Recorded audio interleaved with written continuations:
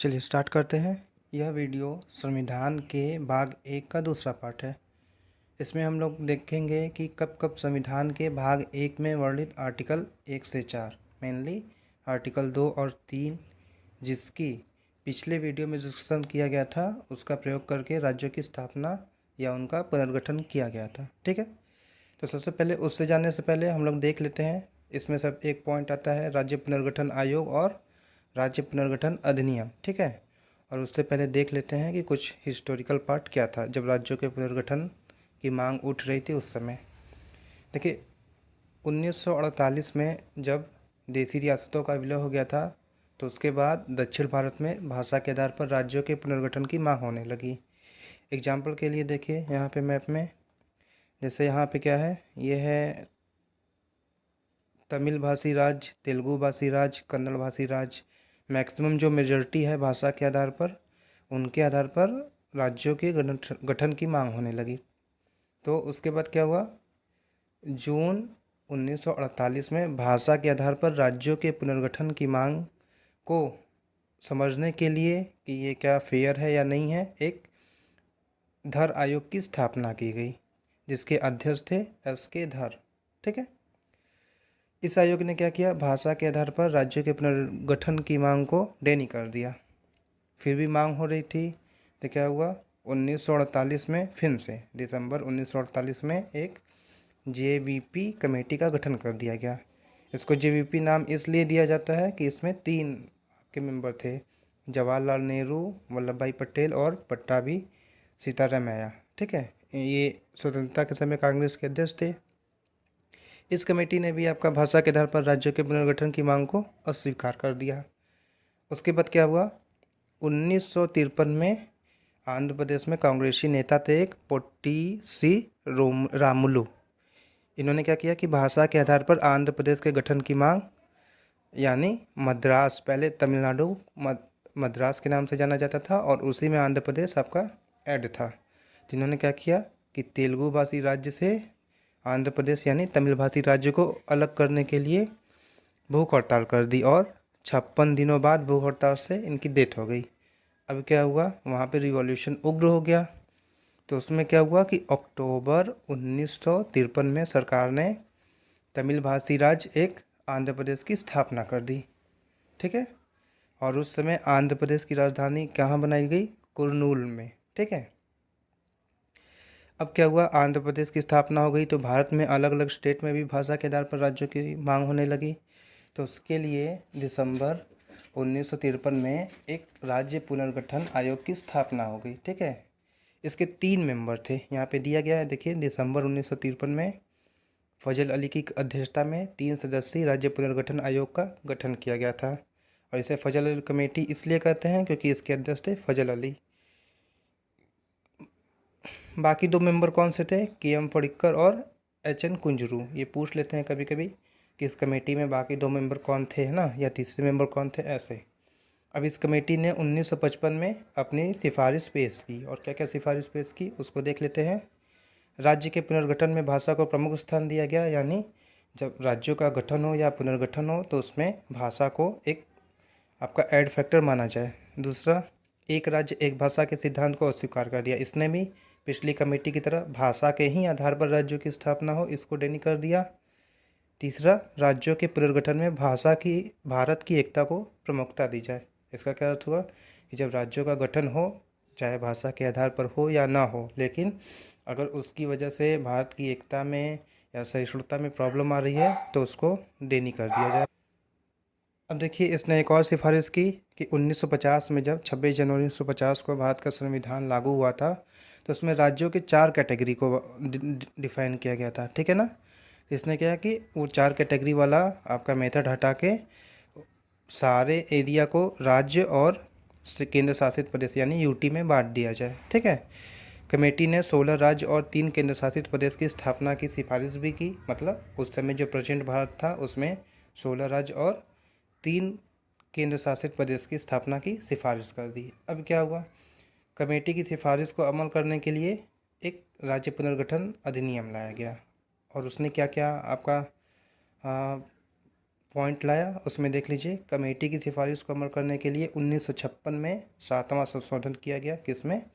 आपका चाहे भाग 1 से जुड़ा हुआ, क्योंकि यहीं में राज्यों का पुनर्गठन और नए राज्यों की स्थापना होती है। इसमें संशोधन करके राज्य पुनर्गठन एक्ट 1956 लाया गया और इसके तहत जो जो प्रावधान लागू किए गए, जरूरी नहीं कि इस एक्ट के साथ जो कमेटी थी उसके सारे प्रावधान मान लिए जाए, ठीक है ना। तो इसने अपने प्रावधान लागू किए गए, वो कमेटी थी सिफारिश करने के लिए, ये क्या था? उसे लागू करने के लिए, या फिर कोई और पॉइंट आता है उसे लागू करने के लिए।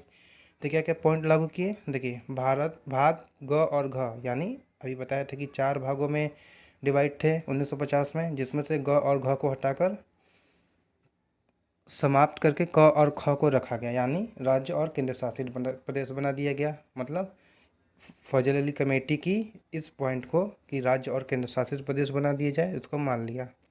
दूसरा पॉइंट क्या किया? 1 नवंबर 1956 को 14 राज्य और 6 केंद्र शासित प्रदेश की स्थापना की गई। इसका मतलब हुआ कि जब 1 नवंबर 1956 को एक्ट लागू कर दिया गया था, तो उसके हिसाब से उस समय भारत में 14 राज्य थे और 6 केंद्र शासित प्रदेश बनाए गए, जबकि कमेटी ने कितनी सिफारिश की थी? आपके 16 स्टेट और 3 ये यूटी की सिफारिश की थी, लेकिन उसने अलग आपका प्रावधान लागू किया। 14 राज्य और केंद्र शासित प्रदेश कौन से थे? 6। कौन कौन से राज्य थे देख लीजिए उस समय? यूपी, एमपी, जम्मू कश्मीर, आंध्र प्रदेश, असम, बिहार, बम्बई, केरल, मद्रास, मैसूर, उड़ीसा, पंजाब, राजस्थान और पश्चिम बंगाल। और 6 केंद्र शासित प्रदेश कौन से थे? अंडमान निकोबार, दिल्ली, हिमाचल प्रदेश, लक्षद्वीप, मणिपुर और त्रिपुरा। इस समय ये लोग आपके यूटी थे। अब अगला पॉइंट देख लेते हैं, राज्य पुनर्गठन एक्ट यानी राज्य पुनर्गठन अधिनियम 1956 के अन्य कार्य कौन कौन से थे उसको देख लेते हैं। मतलब उसमें और क्या क्या प्रावधान थे उसको देख लेते हैं।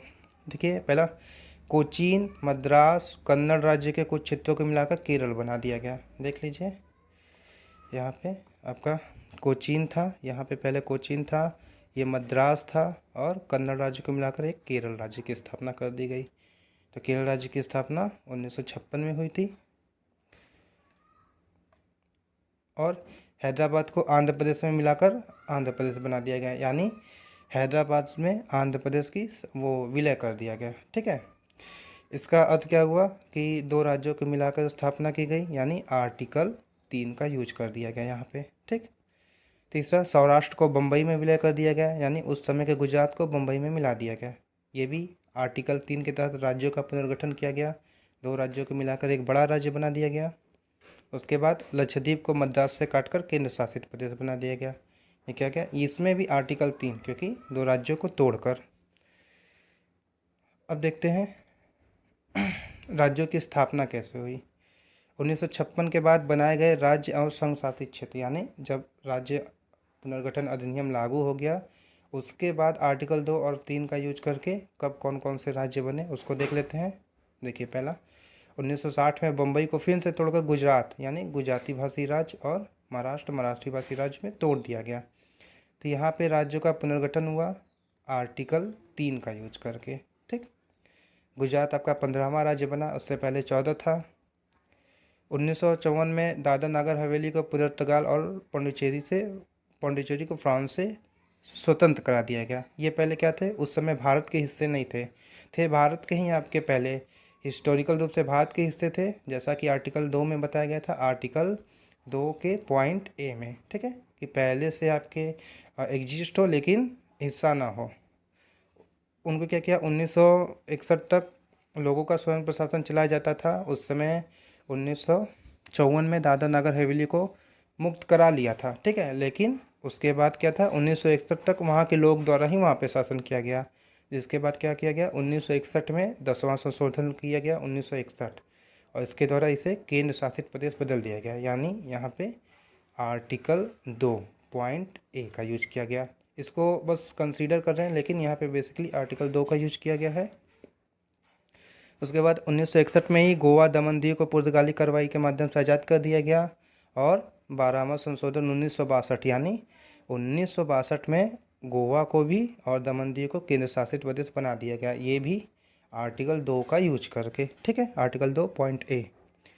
अब देखिए 1987 में गोवा को पूर्ण राज्य का दर्जा दे दिया गया, यानी इसको यूटी से बनाया गया स्टेट में। ठीक है, तो ये किससे होता है, हम लोग देखे थे आर्टिकल 3 से। जब किसी संघ शासित क्षेत्र को राज्य का दर्जा दिया जाता है तो वो किससे होता है, आर्टिकल 3 के अंडर में किया जाता है। आगे देखते हैं।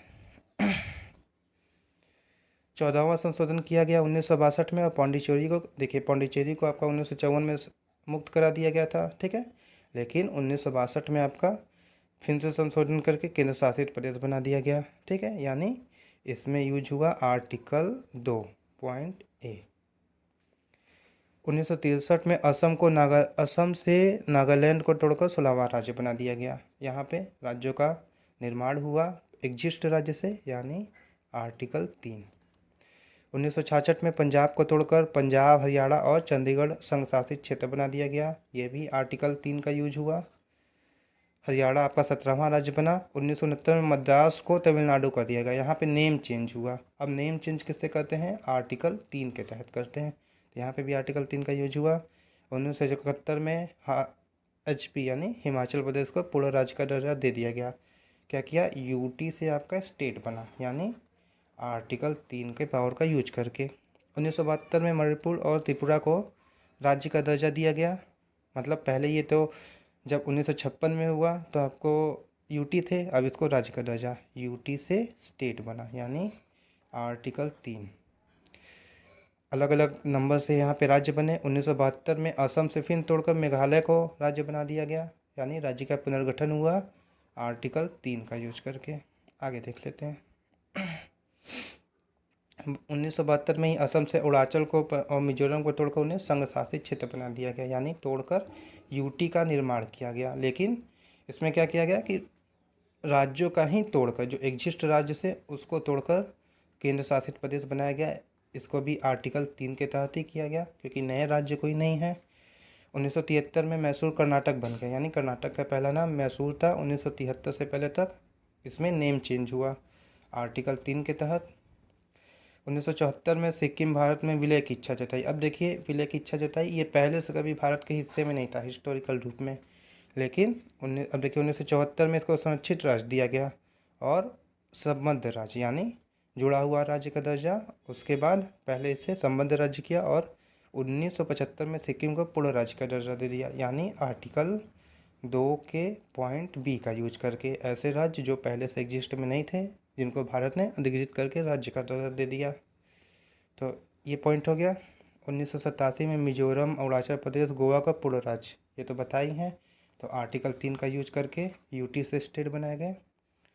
69वां संशोधन 1991 के द्वारा आपको दिल्ली को राष्ट्रीय राजधानी क्षेत्र घोषित किया गया। ये भी जो एग्जिस्ट राज्य थे उनमें चेंजिंग हुआ, यानी आर्टिकल 3 का यूज करके।